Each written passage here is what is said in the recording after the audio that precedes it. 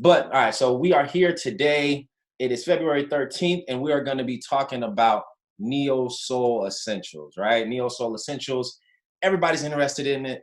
We have some artists, some Neo Soul artists, Robert Glasper, Moonchild, we're going to talk about today, D'Angelo, Erykah Badu, Thundercat, Masego, Floetry, Music Soul Child. All of these different artists kind of fall into the neo soul category, or else they have flavors of neo soul, right? So we are going to break it down today, exactly what's going on in this genre called neo soul. I'm going to teach you some topics, or like some main themes that you can find in most neo soul songs. I'm going to break down actually a Robert Glasper song. We're going to break that down in depth. I'm going to explain exactly what he's doing and some of the techniques he uses in all of his albums, all of his songs, all of his collaborations. And then hopefully you'll be able to take a lot of the things that I teach today, and you'll be able to play it or apply it to your own playing. All right. So I want you to be able to play those fat, luscious, soulful sounding neo soul chords. I'm also going to show you how you can take a progression, like a basic plain Jane progression, right? And you can take that progression and use some of these techniques that we're going to talk about today to make any progression have that jazzy neo soul sound. All right. So the one thing that I really need from y'all is participation. It's a live call. Why? Because I want to be able to answer y'all questions. I want to be able to answer questions. I want to be able to get feedback as I'm talking, as I'm teaching, right? And this platform allows me to be able to interact with you. It allows you to be able to interact with me. So if, like, say I'm kind of going through a section somewhat fast and you want a more in-depth explanation, or you want me to maybe explain something in a different way, don't be afraid to ask questions. That's what I'm here for. Ask away. I have no problem with anybody asking questions. Usually what I do is, if the question pertains to exactly what I'm talking about in the moment, I'll answer it right there, then and there, okay? If it's something unrelated, you can still ask it. I might just wait until the end, because at the very end, we're gonna do a Q&A. And then as well as a Q&A, I have a special gift for all of you all. We have a lot of people here on the call today, and I just want to say thank you for coming to the call. So at the end of the call, I'm going to give you kind of a special gift as like my token of appreciation for y'all coming out here. All right. So if you haven't already, please just put your phones away or put it off to the side somewhere so it's not distracting, unless you're going to take notes. Because like I said, we're going to talk about a lot today, and you definitely want to take some of these notes down, take some things to practice when you get at your keyboard later on. This is going to be a lot of useful information. So before we get started, just any questions? If not, just give me a 1 in the chat box to let me know that you're ready, you're excited, you're interested in this topic, and you just want me to stop talking about all this irrelevant stuff and get into it. Is everybody ready? Yep, I see SJHS is ready. Lola Abrams, Lawrence is ready. Cool. Let me get a few more ones. G Wade is prepared. Sebastian is ready to go. Okay. Great. So let's get started then. If y'all kind of heard when you first jumped on the call, I was playing a song. I'm going to play it again.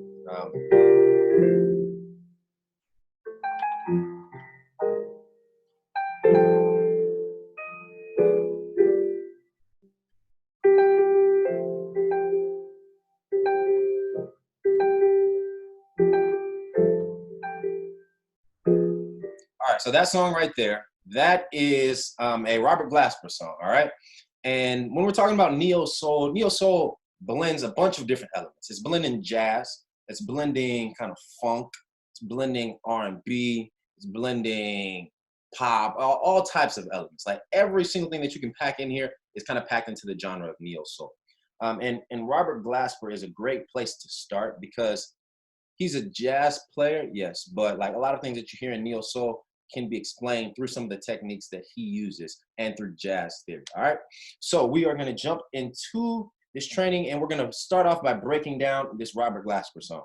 So the song is called Cherish the Day. I don't know if y'all have heard it. If not, check it out after this training. Great song, Cherish the Day. And who else is on? Oh, Layla Hathaway is the vocalist on the song. Beautiful song, absolutely amazing. I think it's actually originally by Sade, but they took it, they remade the song and kind of threw their own flavor on it. So we're going to be breaking down this song today. And we're going to use this song to really understand some neo-soul techniques. Rob G said, loves those octaves. He does that in yeah, exactly. And that's actually one of the techniques we're going to talk about today are these octaves. So we're going to get into all of that. But the song we're going to be basing this off of is Robert Glasper's Cherish today, featuring Layla Hathaway. All right. So this song is in C minor. All right. We're basing this off of C minor. Or if you want to look at it, you can look at it as E flat major. So E flat major or C minor. They're relative majors, relative minors to each other. Okay. So let's just start off by breaking down what's going on in the song. So I'm going to play just the simplest version of the song that I can play, right? So that version would be just this.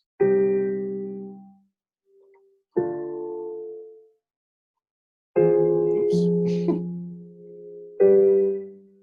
So this is a really simplified version, extremely simple.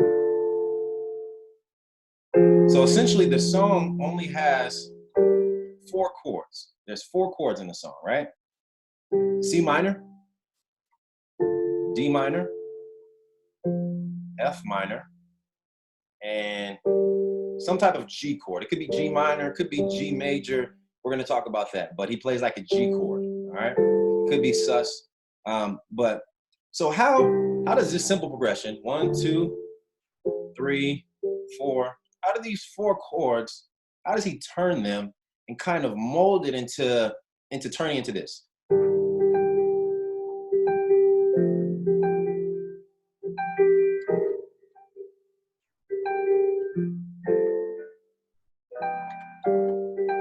Right? So this is what we get when we apply a bunch of the neo-soul concepts that we're going to talk about today.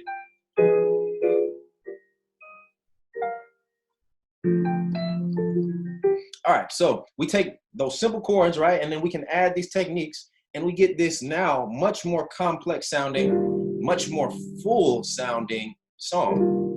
And this chord is way more full than this, right? But essentially it's the same chord. And then this is the second chord now. This chord is way more full. Uh-oh. Reese Bertrand said, I still can't see. What can't you see, Reese? I want to make sure everybody can see. What are you having trouble seeing, Reese? And is anybody else struggling to see?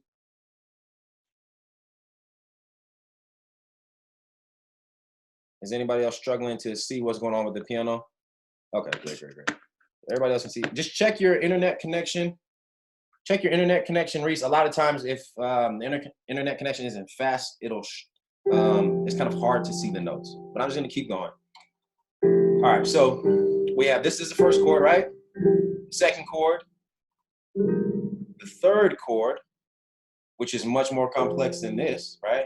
And then the fourth chord, we could play something like this. All right?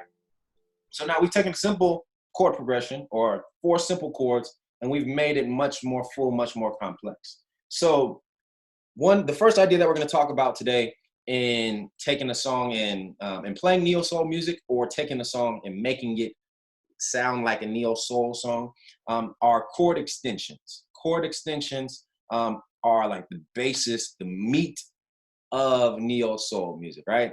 So if you don't know what chord extensions are, essentially what we have are, all right, let's take the C minor chord, the first chord of the song, right? This is what you call a C minor triad.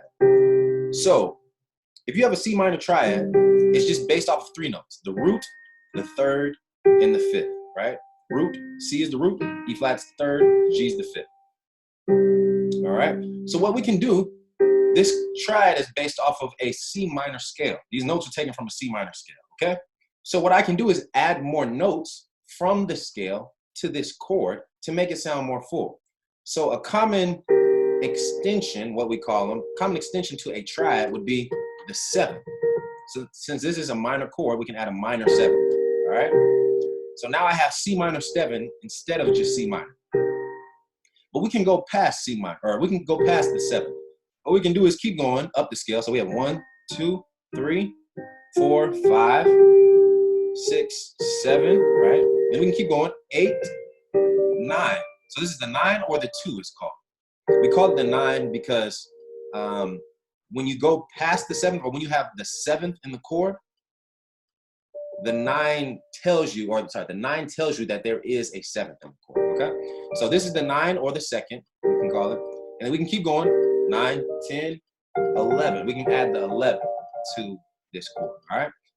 So what we have for minor chords are some common extensions, which is, like I said, C minor 9, just meaning I'm playing a C minor 7 chord, and I'm adding the 9, which in the key of C, the 9 is D.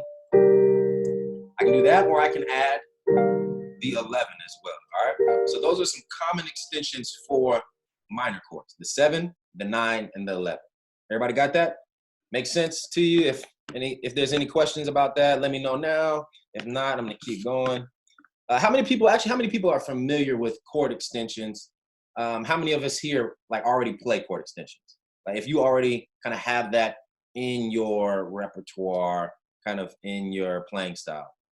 Yeah, okay, G Wade says me. SH. All right, cool. So everybody kind of understands what chord extensions are. I don't need to spend too much time on that. Great. So we got chord extensions, right? And this works for minor chords. It works for major chords as well. If you, let's say we were playing a different song. It's kind of temporarily leave the song away. Let's say that our song started on C major, right? I can add chord extensions to a C major as well. So the same idea, I can add, since I'm playing a C major chord, this is taken from the C major scale. 1, 2, 3, 4, 5, 6, 7. So I can add that 7th to a C major chord, or I can add a 9 to a C major chord, or I can add a sharp 11. Sometimes, especially in neo soul, we'll hear this sharp 11 in there as a just a color tone, something to add some more tension, something to give it more flavor, more color, right? More emotion. So SJH said tritone. Are you asking if that's a tritone? SJH, SS? No, so this is not a tritone. The chord, let me jump back. The chord that I'm playing right here is not a tritone. This is just, like I said, this is a C major sharp 11 chord, which is essentially just a C major chord or C major triad with extra notes added in to give it more emotional depth, more harmonic complexity. All right? So, but there's no tritone in here. All right, so we have major chord extensions, which can be 7, 9, sharp 11, right? Our minor chord extensions, let's say we're playing C minor, are going to be 7, 9, 11, and occasionally you'll hear this 6 or 13. It's called 6 and 13 are the same thing. Sometimes you hear that as well. But the point I'm getting at here are these chord extensions are essential to neo soul. Why? Because when you hear those neo soul chords, there's a lot of notes, right? They're all clustered together. And so all those notes you're hearing for your chords are just extensions of the basic chords that you probably already know, right? So remember, let's go back to our song, Cherish Today. So we have C minor that turned into C minor 9 or C minor 11, right? We can voice that as that, C minor 9 or C minor 11. And then the next chord is D minor. So here we're doing something a little bit different, right? And this is actually going to take us into kind of our second technique. So our first technique was adding chord extensions, right? To all chords pretty much. Because this is a C minor, this is with chord extensions, this is with chord extensions, this is with chord extensions, and this is a chord with extensions, okay? So we got that. And so the next concept is going to be taking these chords that have extensions kind of, and also changing the mode of the chords, or what may be easier to understand is changing the chord quality, right? All right, so because we're in E flat major, this is we'll say C minor is our 6th chord. D is supposed to be our 7th chord in the key of E flat. So if we're speaking diatonically, like chords that stay consistent to the key that we're in. Your 7 chord should be a diminished chord, some type of diminished chord, like a half diminished chord. But what you'll find in neo soul is that they kind of take what's supposed to be correct, like what's diatonically correct, and they just throw it out the window, right? So all we do is he's taking the 6, playing the 6, and the 7. Now he changed the chord quality of this chord. Remember, I said it's supposed to be half diminished, but he took it and made it a minor 11 chord. So this gives us this cool sound, right? Because it sounds like we went somewhere else almost. This chord doesn't belong to the key of E flat or the key of C minor, even, however you want to look at it. It doesn't belong to either one of those keys. So now our ears have kind of perked up and was like, oh, that sounds jazzy. It sounds out there. It's something different. So that is a technique that you can use to give your songs a neo soul vibe. It's taking a specific chord in the progression, in a regular progression, and changing the chord quality of it. All right? So write that one down. So we have C minor, D minor, 11 now. So we're playing this extended D minor chord, and we changed the chord quality, right? Because it's supposed to be half diminished, but we made it minor. Then the next chord, F minor, our 2 chord, right? And then we have our next chord, which is a G chord. So let's go back to this F minor chord. F minor is just this, right? So all I did was add chord extensions. And you can voice it 1,000 different ways, but what I'm playing is an F minor 11, meaning I have my F minor 7 chord, right? I had the 9, which is the G. G is the 9 of F minor. B flat. B flat is the 11, okay? B flat's the 11.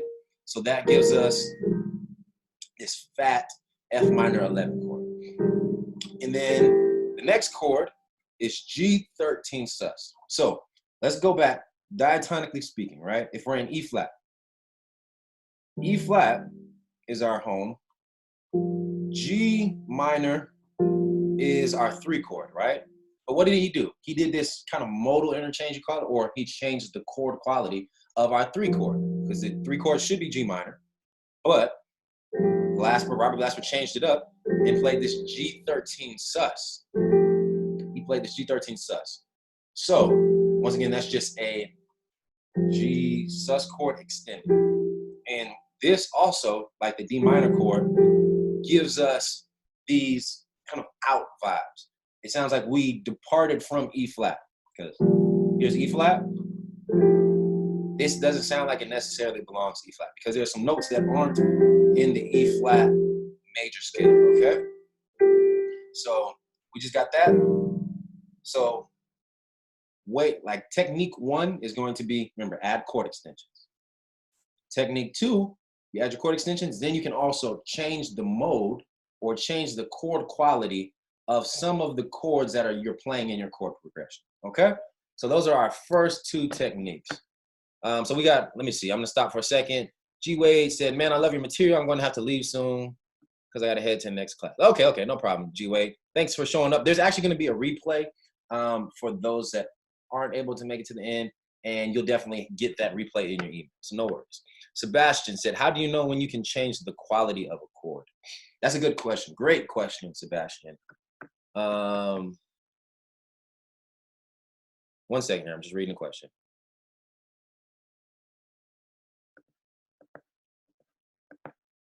All right.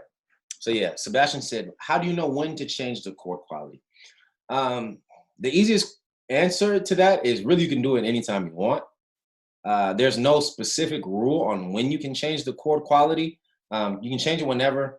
It's just, you want it to sound good, right? And at the end of the day, any choice that you make musically is your choice to make. Meaning if it sounds good to you, then great, do it. You know, if you play a chord that you've never played before, like say you played this chord by accident.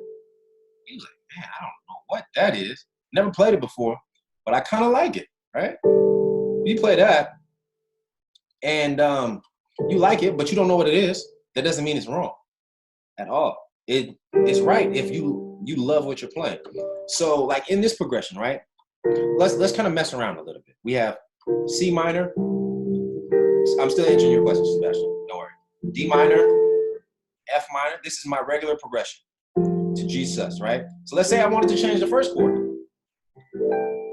Oh, there we go. Okay, so once again, I just made an executive decision to change the first chord. Why? Just because I can and because it sounds different, right? It changes up the emotional message that I'm sending to you all, to the listener. Because this is a major chord, right? So it just sounds way more positive than this minor chord. So I'm playing this in the regular progression. It sounds very dark. Sounds like somebody's in deep thought about an issue or something. All right, and then what do? I go to the C major chord. Whew. And that sounds so much more uplifting. Like the whole vibe of the song changes. So like I said, you can do this with any song. You just really have to experiment and kind of see what sounds best to you. And that just takes time. That takes patience and you sitting down at your instrument, making some mistakes, playing some things that don't sound good. But in experimenting, you'll find things that you love, and you'll find like, stylistic things and techniques that you can add to every song that you play, or to your playing as a whole, not just one specific song. And that's really what I want to get at today. Are like these techniques, they work in neo soul, but they also work in other genres. If you play pop, you can do this stuff in pop as long as it fits the atmosphere, the environment that you're playing in, right? You can play this stuff in gospel. You can play it in jazz. You can play it in your own original compositions. This works for everything, but you just take the techniques, learn the techniques, and from there, you can take it and run with it and do what you want with it. I see Ido has raised his hand. What's going on? Any more questions about what I've talked about so far? We have a raised hand. Ido, I see your raised hand. What's up? Do you have a question?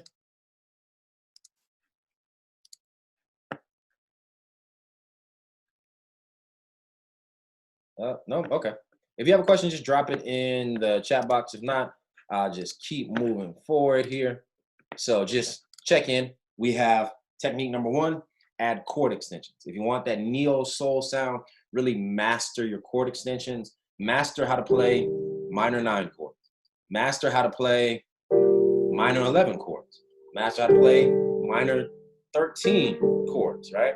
And then also master your major chord extensions. Right? This is a major chord with extensions. This is a major chord with extensions. This is a major chord with extensions. Okay, all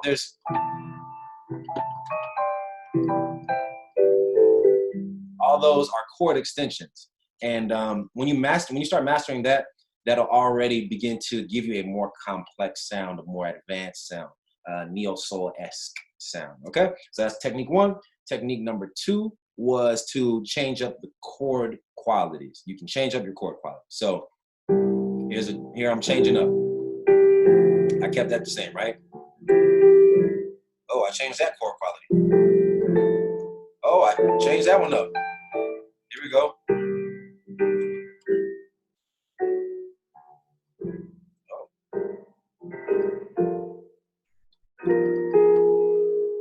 All right, so you can play around with the chord qualities. And chord qualities meaning if it's minor, the song, usually it's a minor chord, maybe try making it major or try making it dominant, right? Okay, and then same thing with all of the chords in the progression. You kind of mess around. Okay, and then our last chord, I can play it as a sus, I can play it as a minor, I can play it as a dominant. This is a dominant chord, an altered chord. Or I can just play it as something simpler. All right, so all of these are just options for you to use. It's not a strict rule on this is exactly what you need to do or else. No, that's not music, right? These are all just guidelines and kind of tips, tricks, techniques that you can use to make a song your own, right? Great, so moving on. Any more questions before I move on? All right, let's go. Moving on to the next step. So step number 3 is going to be the pedal point. We talked about this pedal point. And if you don't know what pedal point is, let me just play it.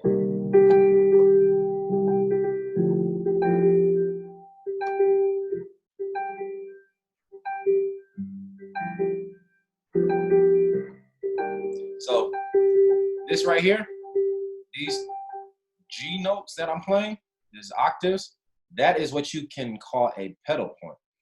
And so Robert Glasper does this in so many of his songs. This is prevalent all throughout neo soul. If you like listen to hip hop as well, and you hear these jazzy beats and kind of lo-fi samples that you'll hear in a lot of hip hop stuff, they take that as well because it's like a jazz neo soul concept that they apply to hip hop. So let's talk about this pedal point. So pedal point just means I'm taking like one note. I take one note and I use it as an anchor essentially. So no matter what chord I go to, I keep that pedal point in my right hand. Oops.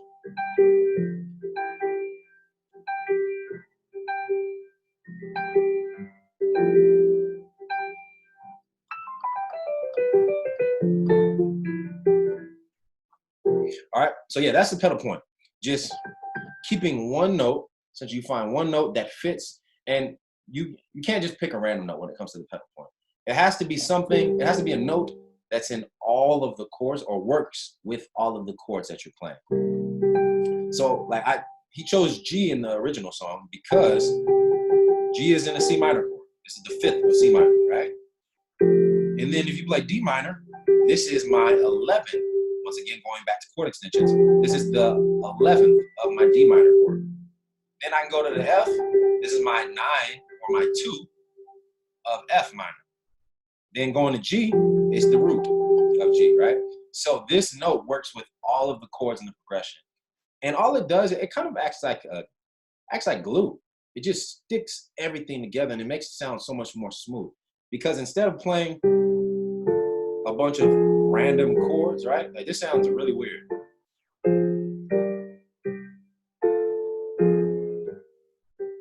That sounds kind of choppy, right? It doesn't sound like it blends together well. So when you add a pedal point to a neo soul song or any song,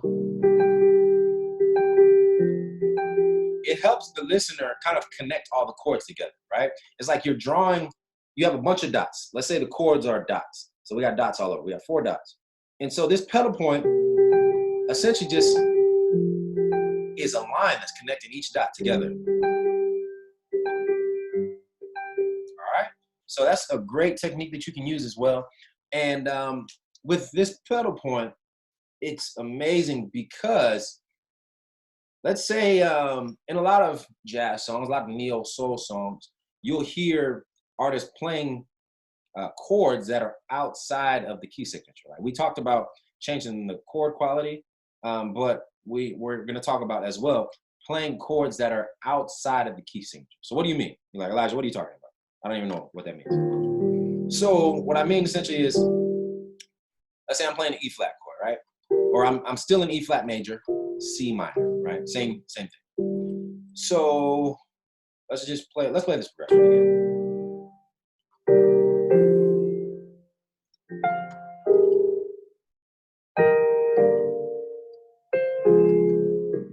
All right, so this chord does not belong in E flat major, right? This is something way out there. This does not belong. This is a D flat chord. Actually, I'm gonna do this so we can see the key. All right. Yeah. All right, here we go.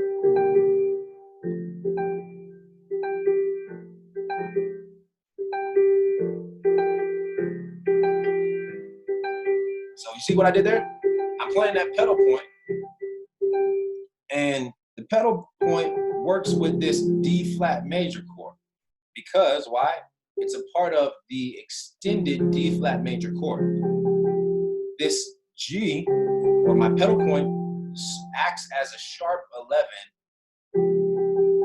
for my D flat major chord, all right? And once again, it helps it just blend in with the chord progression. So let's say I really want to get fancy with it.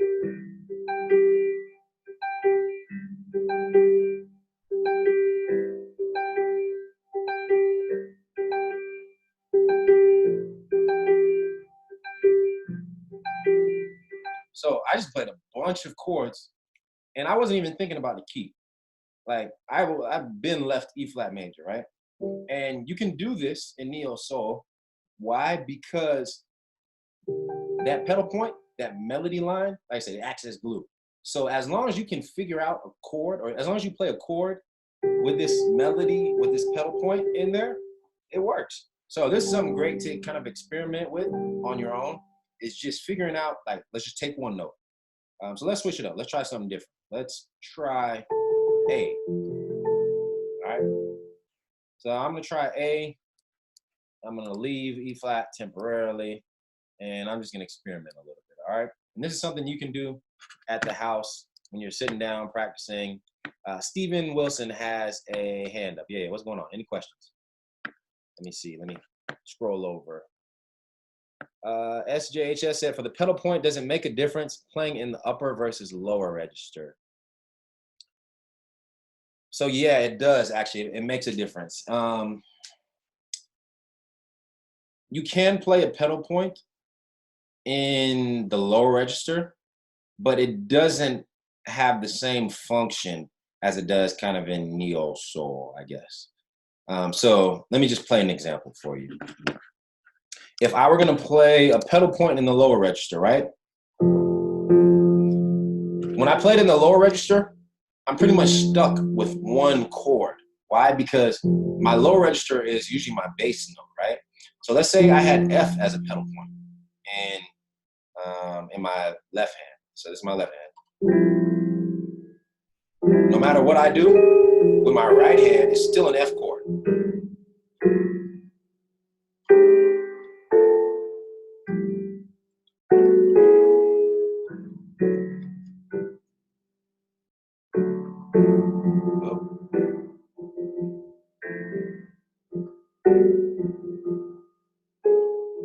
Right? So, I mean, you can use that as a pedal point, but like I said, it just acts as a different function.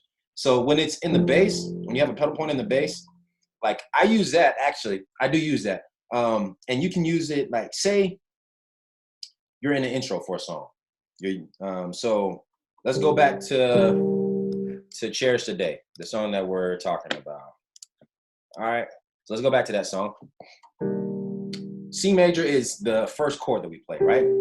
So I might use a pedal point in the bass. Let's say if I had to play an intro for that song. And I'm gonna use G as my pedal point in the bass. So let's see here.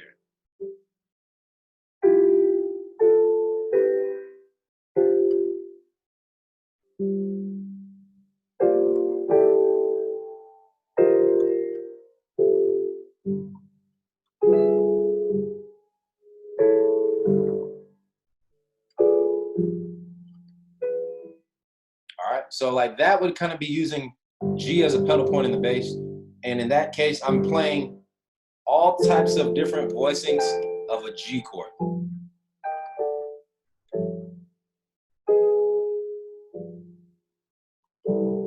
right, so that would be using pedal point in the bass. I don't really hear that much in neo soul. That's more so like a jazz gospel technique. But yeah, it's definitely something that you can use 100%. All right, so that's pedal point essentially. Any questions about like using a pedal point? Like I said, that's great for if you want to leave the key that you're playing in. So this song's in E flat. If I wanted to get out of E flat and do something different, like do something weird, that pedal point helps me to do this. Let me just use one more example because this is such an amazing technique. And it really takes time sitting down. Like me playing stuff right now, even, it's not always going to sound good because I haven't even mastered that. So it just takes time with you kind of fooling around with this pedal point and experimenting and finding what you like. So back to Cherish Today. Let's say I wanted to do something.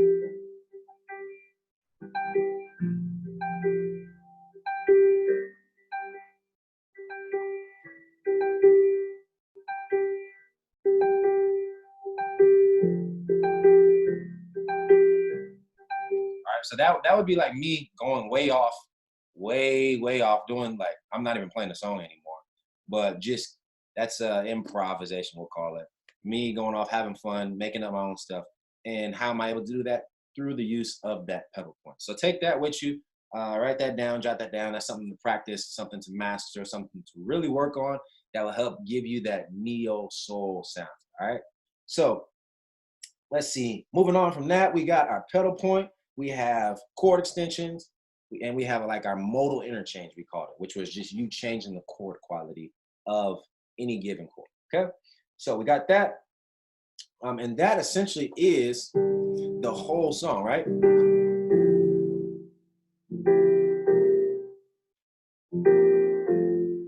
Okay, so that's the song. There are some extra things that we can do, and we're still going to talk about it. We're not done. I just want to know: does anybody have questions about like the basis of this song? Like, so if you sat down at your piano or your instrument, you think you could play it right now? If everybody understands what we've talked about so far, just give me a 1 in the chat box so I know y'all are still here. I didn't put y'all to sleep, and then we'll move forward. All right, cool. We got ones all around. Ryan said 1. Lola said 1. SJHS, Osva, Josh. All right, great. I see y'all are still in it to win it. You're still paying attention. That's great. All right, so moving forward, now that we have the basis, like this is, like I said, those are the essential concepts of like Robert Glasper and neo soul as a whole. So now what I want to do is give you a little extra, some extra toppings, seasonings that you can put on your playing to take it to the next level. So another key component that we'll hear in neo soul are going to be like our chord voicings, just the way that we place the notes in a chord voicings. Okay, so there's really 2 ways you'll hear chords voiced in neo soul that you want to pay attention to. So the first is going to be cluster voicings. And cluster voicings just mean like everything is scrunched together. If you see, like I have all of these notes on the piano, right? Like, I got a bunch of notes to mess with. But a lot of times in neo soul, you'll hear a bunch of notes clustered into a small section of the piano. So like right here, I'm essentially only using like 1.5 octaves, whereas I could voice this chord like this. I could voice a chord like this. Let's say I voice it like that. So this is what you call an open voicing, and this is what you call clustered voicing. So these 2 different voicings give you completely different feels, right? In neo soul, you hear these cluster voicings so much because it's real heavy and it's kind of gritty. It's hard to distinguish what's going on when the chords are this close.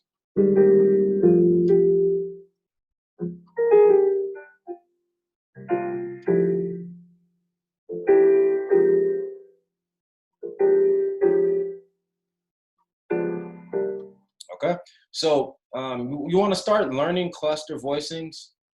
And actually, all of these concepts, like, because I know I'm not spending a lot of time on each individual concept. We only have maybe an hour and a half today.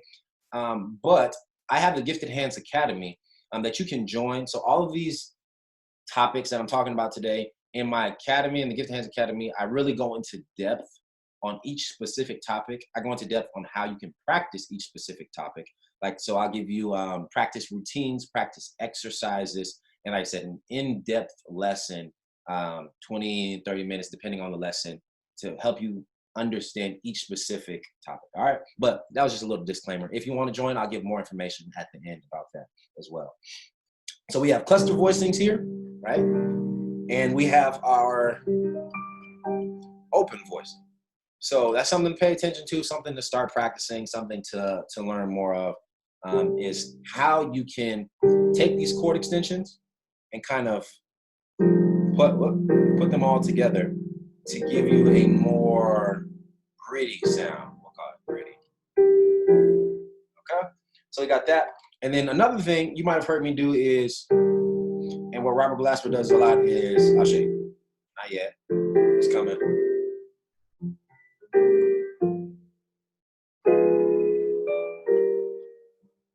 So we have this. Now this is what you call a dominant chord, specifically an altered dominant chord. So dominant chords are using every genre, jazz, gospel, pop, classical, everything. They're used in genres and they act kind of as passing chords. They help you transition from maybe the end of a phrase to the beginning of a phrase, or they'll help you just transition from one chord to another. They act as like the middleman, middlewoman, to help you take you from point A to point B. You're kind of taking a detour. That passing chord is right in the middle, right? So let's look at this progression. First chord is C minor. Second chord is D. The third chord is F, right? But what am I playing? I'm playing this. And what is that? That's a dominant chord that helps me transition into my F chord, right? And then the next chord is G. And then we go back to C, right? So I can play another dominant chord to help me transition to C. So essentially, if you wanted to, you could add these secondary dominants or dominant chords to help you transition from one chord to another. I can do it on every single chord. So C minor, then let's say D minor, right? That was a dominant chord to take me to F. And then we could do a dominant chord to take me to G. So there's so many options here, y'all. So many options. They're endless. Lola said, I'm gonna have to go. Thanks for the lesson. Always a pleasure to learn from you. All right, thanks for coming out, Lola. Hopefully we will see you soon. Let's see. RB, what is it? R Bertrand raised their hand. Yep. What's going on? Anybody have a question? R Bertrand, I see your hand raised. What's going on? What's your question? Just type it in the box.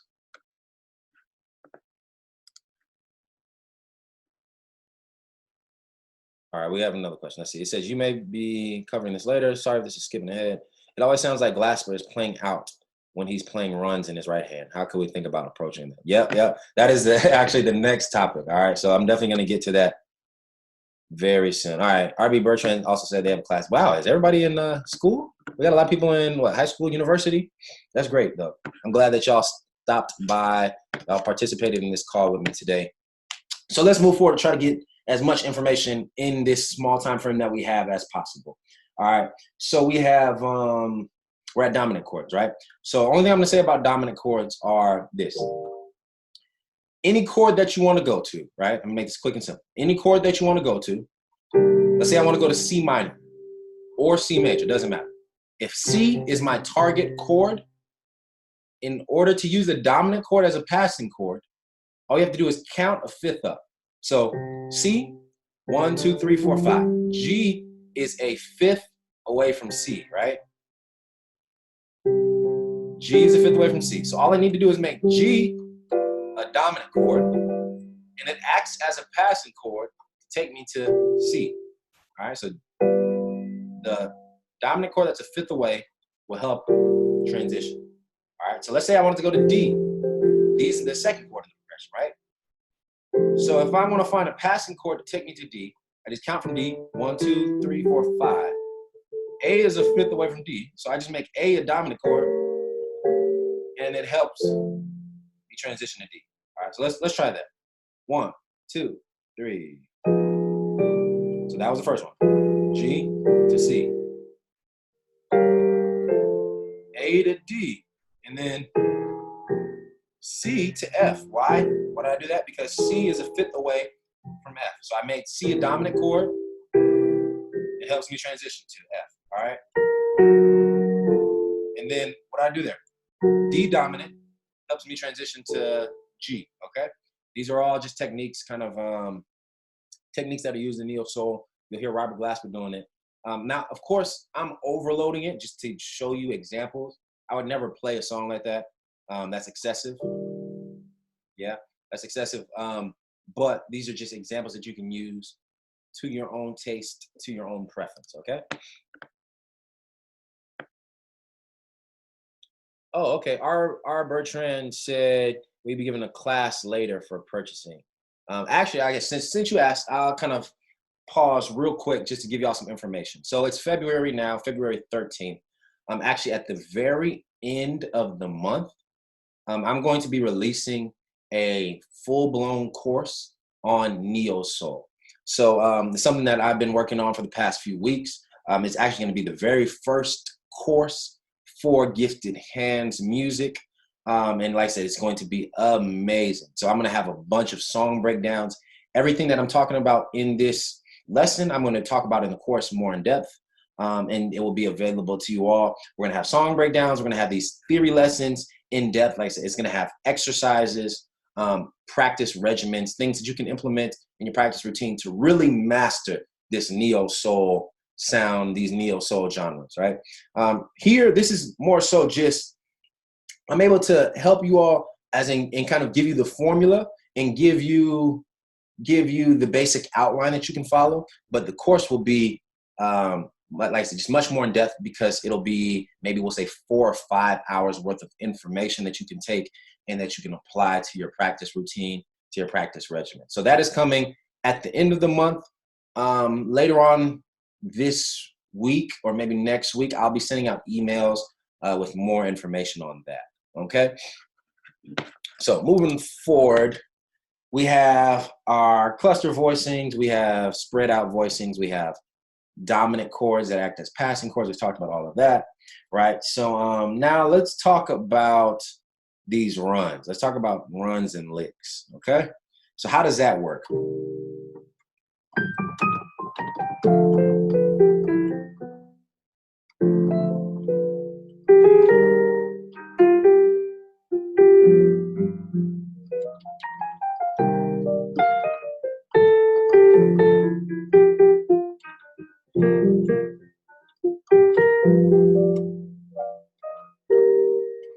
All right, so that is kind of just a way that maybe if you wanted to solo over a progression like this, you could. Or even if you say you're not soloing, but you just wanted to add a fill.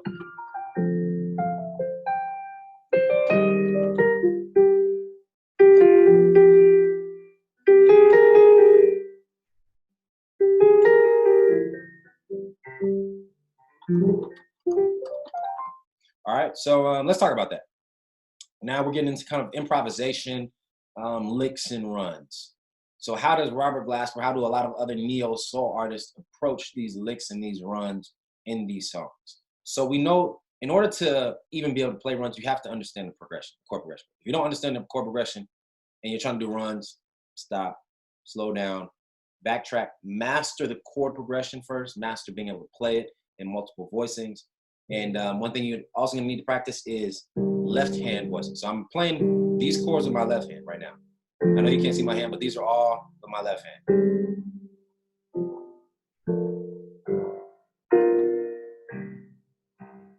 All right, so what you wanna practice with your left hand is left hand chord voicing and rootless chord voicing. I'm not gonna get into that today, but practice those and it allows your right hand to be free.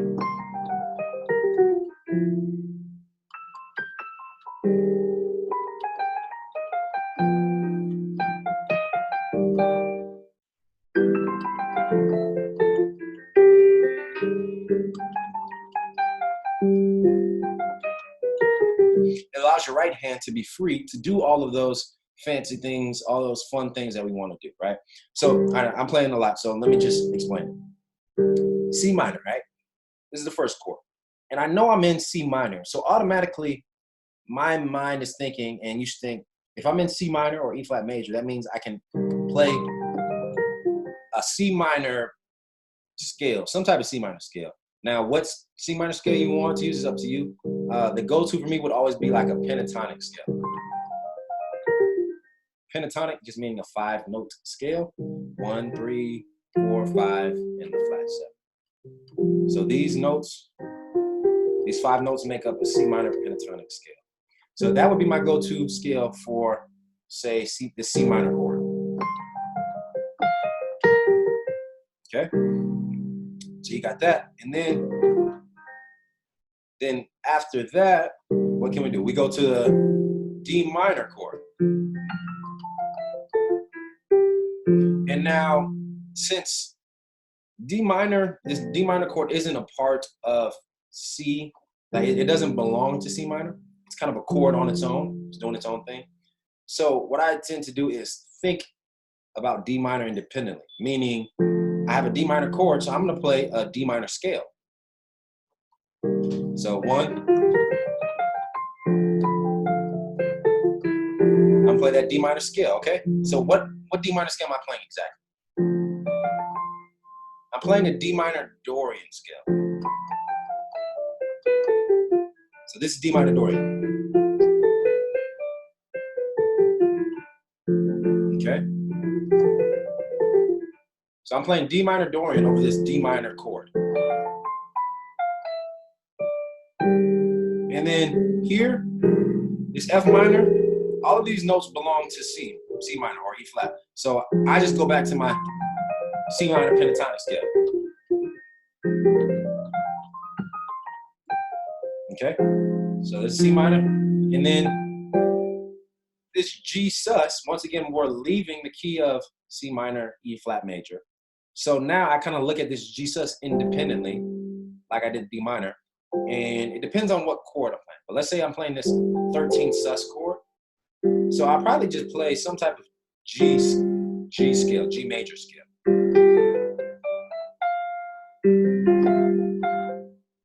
All right, so if I'm playing a G sus, I can outline the notes of the G chord. Or I could play a minor scale over it. Right, let's say I was playing G minor in my left hand instead of that G sus. If I was playing a G minor chord, then I might play a G minor scale. And once again, I'm playing G minor pentatonic. That's like the go-to scale.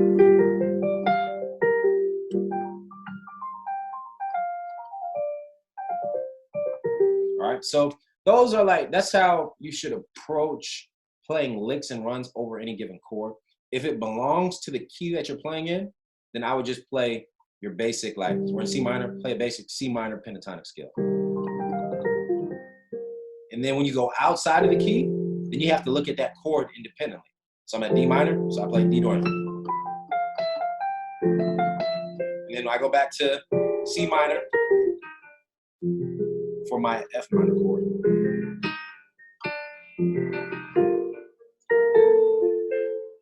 then on the G, remember that you can play a G minor scale, or let's see. Yeah, I probably play a G minor scale. And I'm just taking notes out of each scale that I'm given, okay? So I hope that makes sense to everybody. Hope that makes sense. Any questions on how to play kind of those licks and those runs over a given chord progression? No? Makes sense? Okay, great. So yeah, it's 3:30 already, and I still want to do a Q&A as well. So I'm just going to stop it right here. I have a lot more information for you all, so we'll probably do a part 2 to this training as well. Like I said, if you want more information on all of these topics, you want more in-depth lessons, check out Gifted Hands Academy. Gifted Hands Academy is my personal academy site that I've built for musicians like you all who want to take their playing to the next level. If you're needing help understanding scales, understanding chord extensions, some of these dominant chords and these chord alterations that I've been playing, this academy is dedicated towards teaching all of these things as well as songs, so that you can understand music on a whole and you can take your playing to the next level and accomplish all those goals that you want, that I know you want to accomplish. Before I get into the Q&A though, I'm just going to give you some extra tips and tricks that I find useful and that I think every single musician out there should really be using. And so some of those are just like, if you really want to get better at neo soul music, the best way to do that is going to be to listen to neo soul music. If you want to play it, you have to listen to it. I know it sounds pretty intuitive, pretty simple, but you're not going to be able to play neo soul if you don't really sit down and study it, and not just listen to it as in you're in the shower and you got a neo soul song playing in the background. I mean, like listening to it by really sitting down at your instrument and studying and figuring out what's going on in each song, studying a given artist. Like if you really love Robert Glasper, listen to his whole album over and over and over and over repeatedly, and figure out how to play every single song on the album. And I guarantee you will see some major improvement, major developmental changes if you really spend that quality time trying to play the genre that you love. Also, if you really love neo soul and you want a deeper understanding you have to start studying jazz as well, because most neo soul artists are trained in jazz, right? Robert Glasper, Moonchild, and them, I think they're trained as jazz artists. A lot of these other producers who produce neo soul music understand jazz songs, understand jazz theory, and it is an essential part to you understanding neo soul and other genres as well. If you learn jazz, I guarantee it will trickle its way into any genre that you play, just because jazz harmony is so complex. The melody lines are so complex that when you can understand jazz and you start to recognize the theory behind it, you'll start to recognize the chords and the progressions that are going on. It makes every other genre so much easier. It makes neo soul easier. It makes pop easier. It makes gospel easier to play. It makes blues easier to play. Everything. Jazz encompasses all of those genres as well. So I suggest that you study jazz. It's a great way to help improve your ear, improve your music vocabulary as a whole, okay? And then as well, if you really want to take the next step in getting better, I also suggest that you find a mentor. Find a mentor and set a plan of action on how you can get better. Don't just want to get better. Set a plan of action on how you can get better. The mentor doesn't matter who it is per se, as long as you enjoy, you love their playing style, and they're kind of on a level that you want to get to. So there's no point in having a mentor that's just as good as you, and because there's not much that you can learn from them. You can probably learn a little bit, but your mentor, you want to make sure they're substantially better than you so you can learn and soak in all of the knowledge and the information that they have, right? And kind of like by osmosis, by you being around them or having conversations with them, being taught by them, you will be able to move forward in your playing. If you hit a roadblock, let's say where you're just stuck, you're trying to learn how to play a song, or you're trying to learn a specific concept and you're struggling with it, and you have that mentor, they can help coach you through that. They can help provide deeper explanations of what's going on, and explain things in ways that maybe you had never thought about before, so that you don't get stuck on this one thing for months and months and months at a time. Because when you're trying to do it on your own, it's hard, it's tough. So say you're trying to learn a song and you have nobody to help you. Say you're trying to learn Cherish today, you didn't know what was going on, and I hadn't been here, right? You might have been stuck on that song for some weeks or some months. But when you have a mentor, like I said, it just expedites the learning process. It speeds it up, okay? And the same thing with the plan. If you set a plan of action on how you're going to get better, what specifically you need to be practicing, how long you need to be practicing, what types of scales you need to learn, what type of chords you need to learn, all of those things are usually set up in a plan of action, okay? And so with these two things, with the mentor and a plan of action, I'm telling you, your growth can be so exponential. It helped me. I was at a point in my playing career as well where I was stuck. I felt like I wasn't getting anywhere. And what did I do? I found a mentor and I set a plan of action on how I can get better.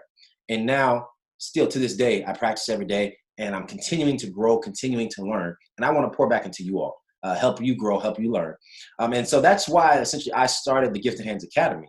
I started the Gifted Hands Academy because I'm not able to physically reach everybody out there, but I created this platform for you because I know that you want to get better. I know that you want to improve. I know you have goals and dreams and aspirations. Maybe you really want to be able to write neo soul songs. Maybe you really want to start touring with an artist, or maybe you have a band and you really just want to be better so that you can lead your band, or maybe lead somebody else that's around you, lead a sibling, lead a fellow musician in your community, in your network, on how to get better. I created this academy so that you have all of the resources that you need at your disposal to be able to get better. So scales, chords, song breakdowns, song analysis, theory lessons, all of these things are at your disposal in the Gifted Hands Music Academy so that you can get better. And then not only that, in the academy, I'm here as your personal mentor. You have a relationship, a connection with me, so that if you have any questions, you need a mentor, I can definitely be here as your mentor if you so choose, all right? So if you really want to take your plan to the next level, I suggest and I urge you, take a look at the Gifted Hands Academy. As soon as this training is over, I will send out an email with all of the information that you need. And like I said, I have a gift for you all. Since all of y'all stay to the end, what I'm going to do is the Gifted Hands Academy is usually $27 a month, right? Normally $27 a month, and you get weekly lessons. We have monthly live calls. You have a community of musicians that are there to help coach you. You have song breakdowns. There's So many resources, MIDI files, chord charts, so many things to help you get better. It's normally $27 a month, but what I'm going to do for you all, since you stayed to the end, I'm going to give you a 7-day trial, and it's only going to be $1. So you can get into the Gifted Hands Academy today for only $1. All right, free trial. It's almost free. It's $1, and like I said, you'll have access to everything in the academy. So like I said, and then in that 7 days, you can really figure out, hey, do I like this academy? Do I like the way it's laid out? All the information, does it fit what I need? All of those things, and you can decide, oh yeah, I really love this, and you can stay on with us, and like I said, continue to grow, continue to learn. So I'm gonna send out an email, like I said, after this, with how you can use that. You can sign up for that $1 trial, $1 trial. I'm gonna send an email. All you have to do is follow the link and put in your information, sign up. It's gonna be $1 for the trial, and just let me know what you think about it, okay? I have that for you. So other than that, though, we do have the Neo Soul course coming up as well in the near future. That'll be releasing towards the end of the month if you really just want specific training on Neo Soul, because Gifted Hands Academy, we offer Neo Soul lessons as well. But if you want like an in-depth 4 or 5 hour course on Neo Soul from top to bottom, every single thing that I talked about here today, more in depth, we have that course coming up in the near future as well. All right. And then other than that, let's answer some questions. Anybody have any questions? SJHS said, you are a great teacher. Appreciate you giving back. Oh, thank you so much, SJHS. I appreciate that. Like I said, I struggled with learning a lot of this stuff. When I first sat down and started listening to Robert Glasper, I couldn't really find any help. There was nobody out there. I was classically trained. I had a classical piano teacher. And so when it came to learning Neo Soul, jazz, gospel, I kind of had to do it on my own. And I struggled for many, many years. I feel like if I would have had somebody helping me, kind of help coaching me, the process would have went much smoother, with less frustration, with less concern, with less thoughts of quitting. Because hey, it was many times I was like, man, this is dumb. I don't know what the heck is going on in this song. I've been sitting here for 2 hours trying to play this song and I still can't figure it out. Like, next. I thought about giving up. So I just don't want you to have to go through those struggles that I went through. I don't want you to have to sit down or get frustrated. I want you to have to be frustrated about not being able to learn a song. Or I don't want you to have to scour for hours and hours trying to find a tutorial on how to play a specific thing, or a lesson on how to play a specific thing. That's why I'm here for you all, to answer any questions that you have. That's why I created the Academy, to be able to help you, to be an all-in-one resource. You don't have to go anywhere else. Just come to the Academy. It's an all-in-one resource to help you achieve those goals that you want to achieve. Any other questions? Anybody else? We have a few more minutes here. I'm taking questions. Now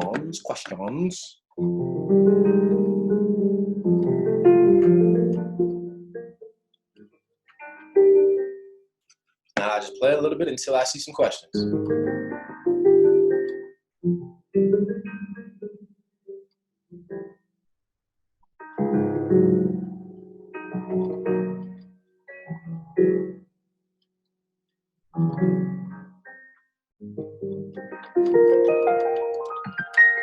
All right, so I do see a question. Great.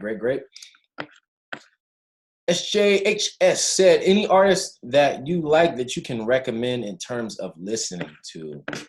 Yeah, actually. So there's this artist. Now he's not specifically a neo soul artist, but his stuff is so jazzy, neo soul influence. He's actually a gospel artist, but his name's Doobie Powell. Doobie. I'll type it in here. Here we go. DOOBIPOWELL. I think. Don't quote me on that, but Doobie Powell. Great artist. He has these great, just juicy chord progressions, juicy songs. Fantastic. Love his stuff. There's this one song that I've been shedding to a lot lately. I think it's called "Bless the Lord." I believe that's the name of the song. It's so smooth, y'all. Love it. You got to check this man out. He's dope. Who else? Thundercat has some great stuff. Let's see. Who else do I listen to as far as neo soul? Music Soul Child, Floetry, great music. Who else? Jill Scott is another neo soul artist. Dwelle, another neo soul artist that you can listen to and check out. Erykah Badu, she's a must. Like, if you want to know neo soul music, you gotta study Erykah Badu. Another great artist. D'Angelo, he's another essential neo soul artist. You gotta like I'd say just learn all of his music. Erykah Badu, learn all her stuff. D'Angelo, learn all his stuff. Modern day Anomaly, he's just disgusting with the music. Like his technicality, his hand speed, chord progressions, they blow my mind. He's fantastic. Moonchild, I really love their stuff as well. I've been doing a lot of just kind of studying of their songs, a lot of analysis of what they have going on. Yeah, so those are a lot of the artists I guess I'd listen to and suggest. Lawrence said, is there a way to make any R&B song into neo soul? Yeah, good question, Lawrence. I like that question. So let's see here. This will probably be one of the last questions here. So if you have another question, throw it up real quick. So let's say, all right, we'll switch keys real quick. All right. So we're in C major, right? So let's take a basic chord progression. Let's say I'm taking the 1, 4, 6, 4. All right, so let's say that's my R&B song. Ooh yeah, ooh yeah. 4, ooh yeah, ooh yeah. Oh, actually, is that what I play? 1, 6, 4. I don't even remember what I just played. All right, yeah. So we'll just do 1, 4, 6, 4. That's what I did. Okay. So 1, ooh yeah. 4, ooh yeah. This is my R&B song. Ooh yeah. All right, so that's my R&B chord progression. So how do we make that sound more neo soul-esque? I would just follow the steps that we talked about today. So number 1 would be add chord extensions and make them clustered. So this would be me adding chord extensions.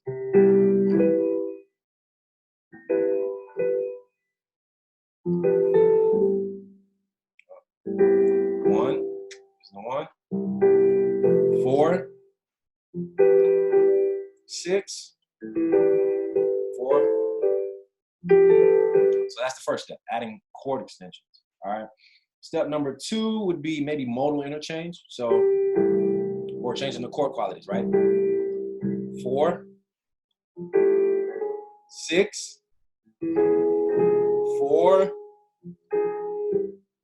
So that sounded kind of funky, right? So let's see if we can do something to make it sound a little bit better. 1, 4, 6, 4, 1. Okay, I like that. 4, 6, 4. Okay, so there we go. Now we're really starting to sound neo soul-esque. So what did I do? I took the 1 chord, just made it major, right? Added chord extensions. Then I took the 4 chord. 4 chord is major in C major, but what did I do?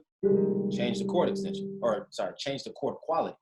So instead of playing major, I made it minor, right?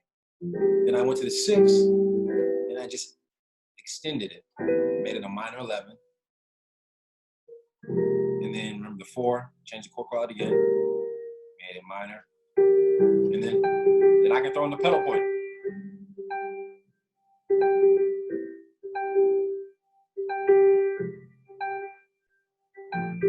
And then I added a little passing chord. Okay? So that's a way that you can make kind of that chord progression jazzy, neo soul-esque. Adding chord extensions would be number 1. Add your chord extensions. You can change the chord quality of some of your chords. That's number 2.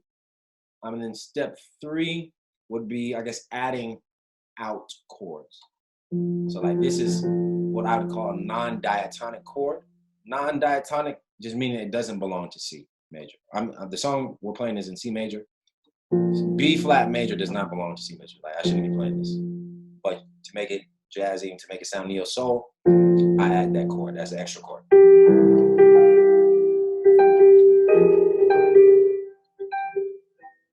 And then I can add that pedal point. Oh, okay.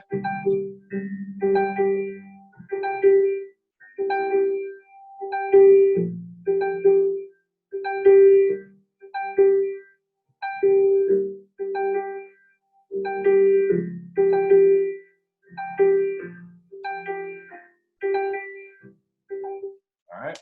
So that would be one way to do that. Hope that answers your question. Kind of three-step process, Henry.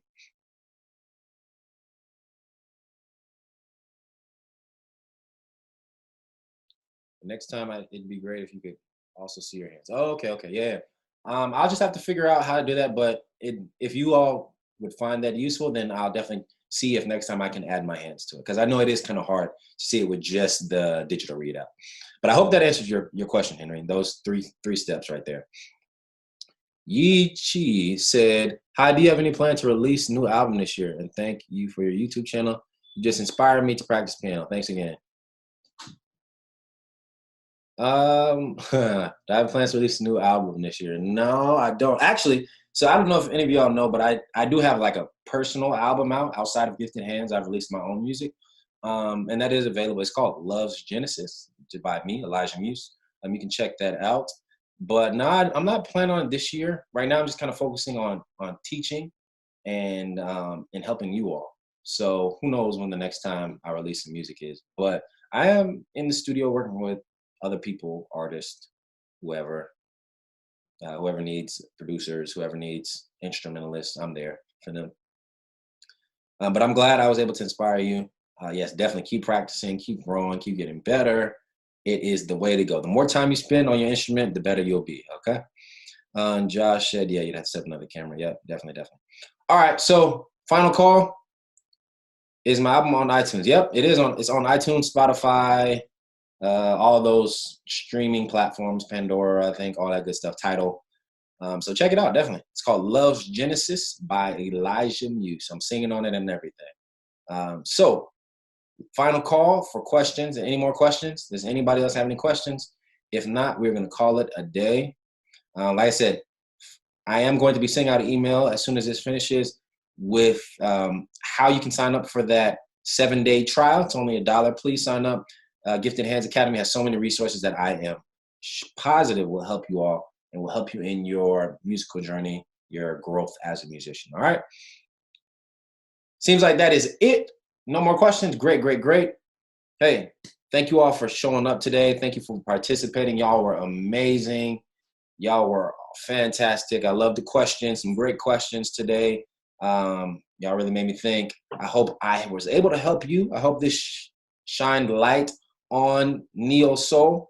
I hope it shines some light on things you can do to improve your playing.